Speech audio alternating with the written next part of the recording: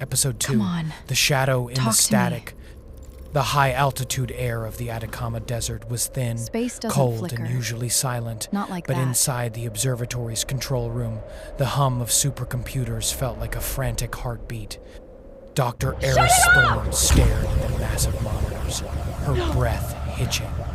On the screen, the deep space telemetry was doing something impossible. The stars weren't just dimming, they were flickering in a rhythmic, jagged pattern. Come on. As if a Talk great to me. shudder was being drawn across the universe. Eris leaned in, her fingers flying across the console to recalibrate the Deep Space Climate Observatory satellite. "Come on, talk to me," she whispered. The feed flickered and stabilized for a fraction of a second, providing a high-resolution glimpse of the orbital plane. Eris felt the blood drain from her face.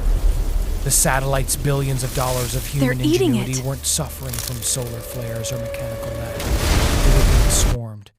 Thousands of microscopic, obsidian-black drones clung to the solar arrays, their mandibles vibrating at frequencies that turned tempered glass to dust. They weren't just turning off the tech, they were consuming the metal, integrating the human silicon into their own growing mass. "They're eating the grid," she gasped, reaching for the secure line to the Pentagon. She managed to punch in the first 4 digits of the emergency bypass when the world changed. It started as a vibration in the floor, then a static charge that made the hair on her arms stand up.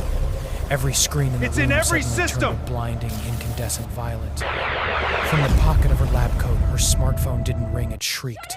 It was a high-resonance pulse, a sound so sharp and alien that it felt like a physical blade piercing her eardrums. Across the globe, billions of devices emitted the same agonizing cry, a synchronized ping that mapped every human signature on the planet.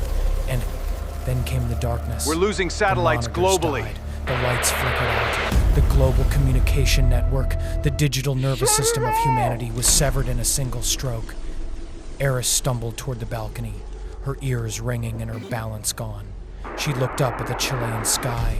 The stars were gone, replaced by thousands of streaks of fire. The pods were raining down, silent, heavy, and systematic. Humanity was now blind, deaf, and utterly What's happening? alone. Just as the harvesters touched the soil. We've lost primary power. The backup isn't holding.